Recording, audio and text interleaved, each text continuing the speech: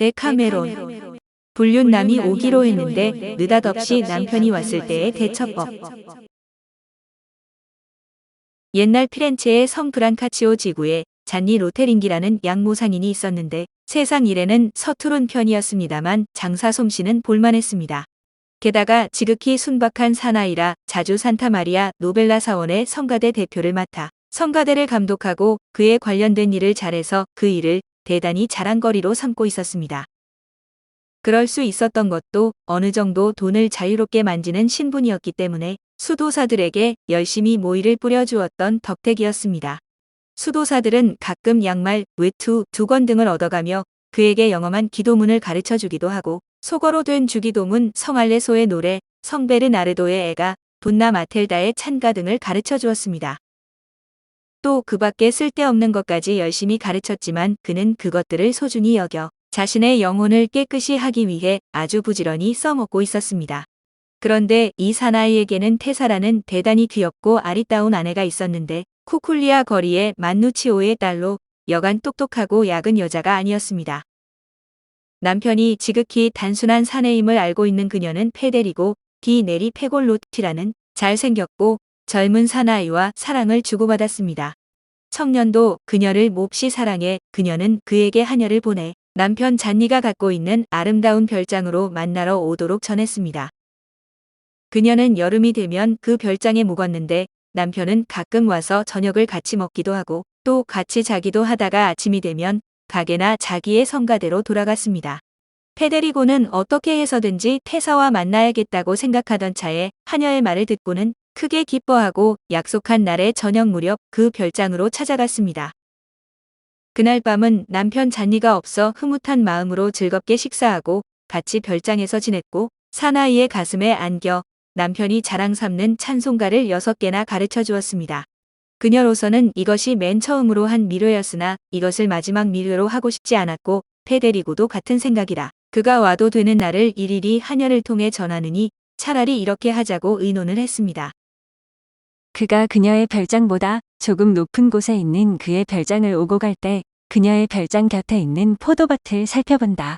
포도밭 말뚝 위에 당나귀 대가리가 올라앉아 있는 것을 보고 그 턱뼈가 피렌체 쪽으로 가 있을 경우 그날 밤은 확실히 안전하게 그녀에게로 올 수 있다.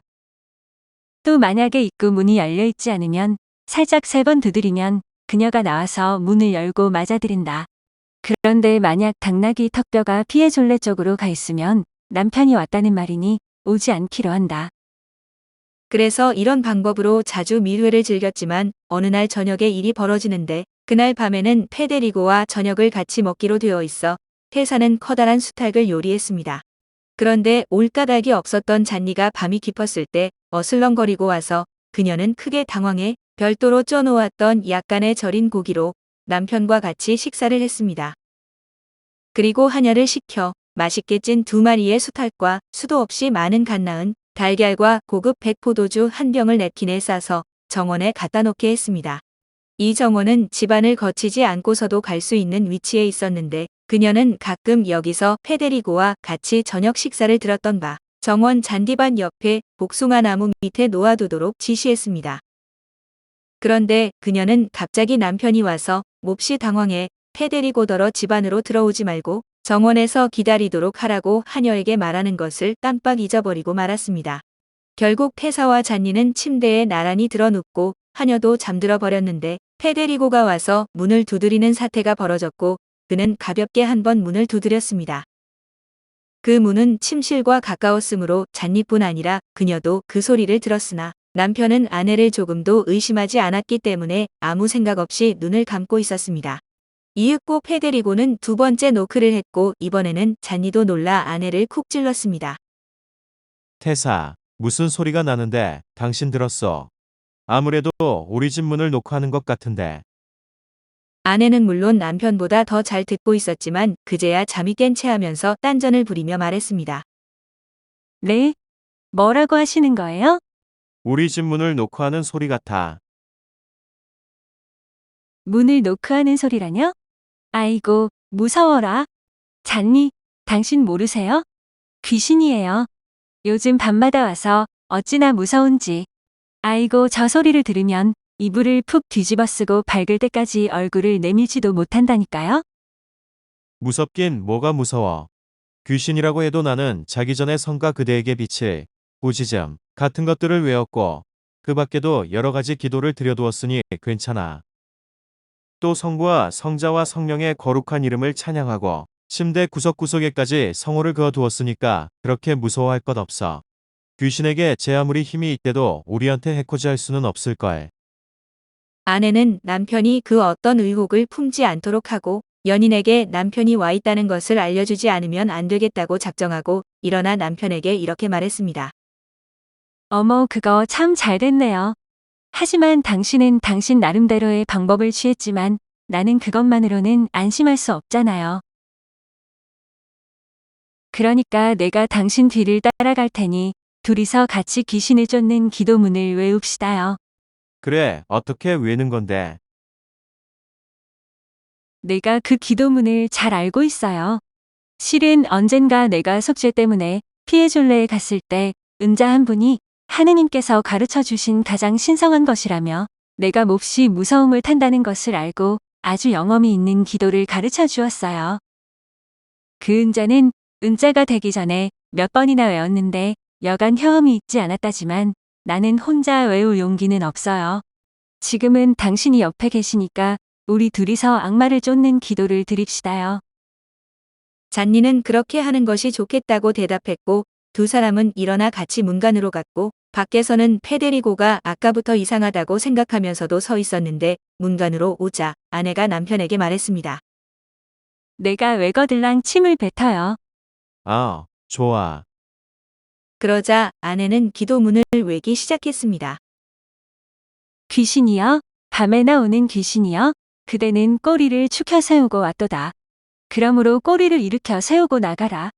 정원으로 가서 복숭아나무 밑을 보면 기름에 지진 요리와 우리 집 닭이 낳은 달걀 100개가 있다. 병에 입을 대고 포도주를 실컷 마시고 썩 물러가라. 내게도 또 잔니에게도 해를 입히지 말지어다. 이렇게 외운 다음 재빨리 남편에게 여보, 침을 뱉어요라고 말하자 남편은 퇴하고 침을 뱉었습니다. 밖에 있던 페데리고는 태사의 말을 듣자 질투하는 마음도 사라지고 오직 실망뿐이었으나 한편으로는 웃음이 터져나오려고 해서 억지로 참았습니다. 그리고 잔니가 침을 뱉었을 때 작은 목소리로 이왕이면 이빨도 뱉어버리지라고 중얼거렸습니다. 아내는 이렇게 귀신 쫓기 기도문을 3번 외우고 남편과 같이 침대로 돌아갔고 그녀와 식사를 하려고 왔던 페데리고는 기도문의 뜻을 알아차리고 배고픈 김에 정원으로 갔습니다. 그래서 커다란 복숭아 나무 밑에서 맛있게 찐 2마리의 수탉과 포도주와 달걀을 찾아내 그것을 갖고 집으로 돌아가 혼자 배불리 먹었습니다. 그 뒤로도 그는 몇 번이나 그녀와 몰래 만났고 그때마다 이 액마기 기도문 이야기를 하고는 허리를 잡았는데 어떤 사람들은 이 이야기가 사실은 이렇다고 주장하고 있습니다. 아내가 당나귀 머리를 피에졸레 쪽으로 돌려놓았는데 포도밭가를 지나던 농부가 몽둥이로 쳐서 피렌체 쪽으로 바꿔 놓았다는 것입니다. 그것을 본 페데리고는 그를 부르는 것이라고 생각하고 그녀의 집으로 갔다가 다음과 같은 액마기 주문을 듣게 되었다는 것입니다. 귀신이여, 귀신이여, 물러가라. 당나귀 머리를 돌려놓은 것은 내가 아니라 남이다. 신이 벌을 내릴까 두려우시고 나는 잔니와 여기 있음이어라. 이것을 들은 새서방은 같이 자지도 못하고 저녁도 얻어먹지 못한 채 돌아갔다는 것인데 이웃에 사는 호우백발 할머니는 자기가 처녀 시절에 들은 바로는 양쪽 다 사실이라고 말해주었습니다. 다만 나중 이야기는 잔니 로테링기에게 일어난 일이 아니라 산 피에트로 문 곁에 살고 있던 잔니 디넬로라는 이름을 가진 로테링기 못지않게 멍청하고 바보스러운 사나이에게 일어났던 일이라고 했습니다. 이런 이야기는 경험상 알아두신다면 이런 일이 일어났을 때 크게 도움이 될 테니 잘 기억해 두셨다가 이용해 주십시오. 오늘 데카메론은 불륜남이 오기로 했는데 느닷없이 남편이 왔을 때의 대처법이었습니다.